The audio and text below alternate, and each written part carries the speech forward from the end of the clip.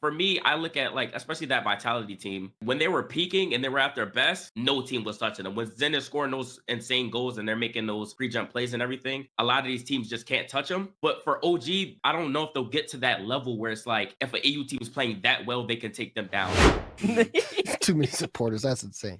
All right, let's open the door here real quick. Talk a little bit more about teams under pressure. Who is under the most pressure in Copenhagen? Which region will preserve through the land jitters, as Relating Wave used to say? We've got KC versus Vitality highlights. Arsenal, I'm going to you first. Who do you think's under the most pressure in Copenhagen? A lot of teams. In my personal opinion, it has to be D2.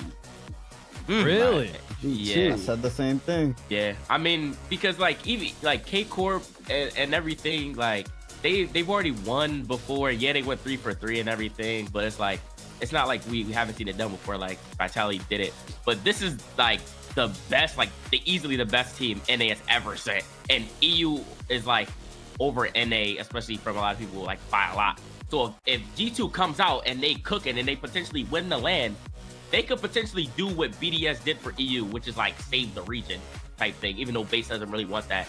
It's like, okay, now NA isn't looked at as bad anymore, like NA has potential and everything. But if Carmine loses, it's like, I don't know, then like BDS to win, and it's like, oh, EU's going to, like, I don't know. I feel like NA stakes are at an all-time high, especially the best team we've ever sent, like talent-wise. I agree. I hear your points. I think I kind of more fall on the bait side of the argument here that like I feel like the rest of NA is under a little bit more pressure to prove that we're not just G2. If just G2 does well, that doesn't mean anything, especially for OG and LG, who are like the two teams out of the 6 that like managed to get the 2 spots. They want to prove that they didn't just like win the lottery there. They want to prove that like we actually are top 4 in America, not just top 2 of the 6 that could be top 4.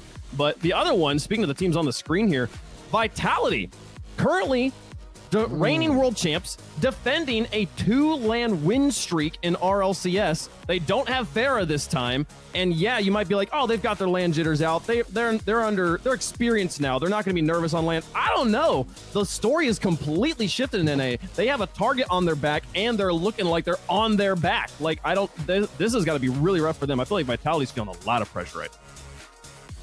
That's what I said, man. We talked about it earlier.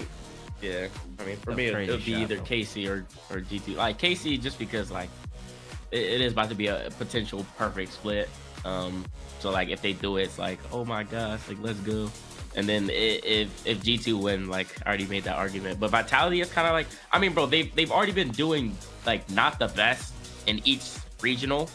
So it's like, yeah, like if they were like doing like really good, or like at least like close to what they were doing like last split, they'd be like, okay, you know. But I think how they've been performing, it's not as much pressure, I would say.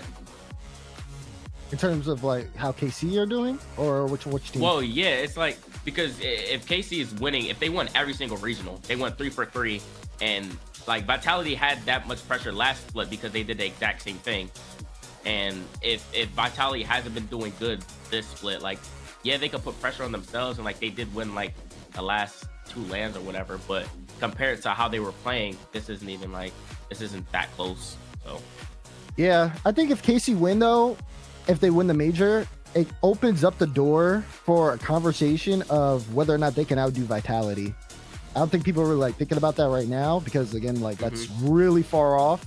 But the fact that they are the best team in EU, like it still kind of builds that narrative. Like, could they do something that has actually never ever been done before from start of the season? Like, how long can this like road to dominance be for them?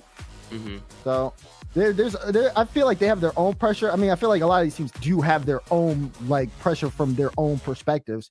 I mean, everybody makes great cases of points, but I feel like Rise and Vatira like genuinely don't care about anything other than winning worlds. I think Vatira cares a lot. He just had a kid winning Copenhagen. Yeah, he just had a kid come into the league and take his crown like immediately. Took his crown, won a 3P, and then won a major, and then won worlds. I think Vatira, and every single time Vatira went up against Zen, he seemed to be gone up until like the last couple times they played each other.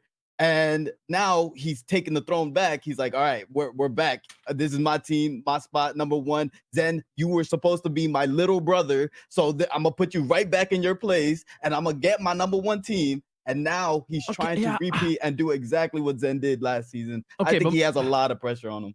But this isn't like Deku versus a villain, where the villain, as he starts to realize he's losing the fight, gets nervous and then falls apart. This is Deku versus Bakugo. These are two rivals, Zen and Vatira, who, when they fight against each other at their best, bring the best out of each other. I don't think Vatira losing to Zen made him worse. I think it made him stronger. I think this is going to be a fierce one, and I'm scared. No, I agree.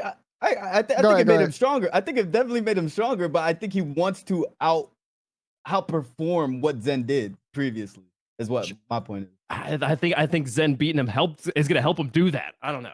I think consistency wise and everything, I think OG has the ability to do a lot more damage.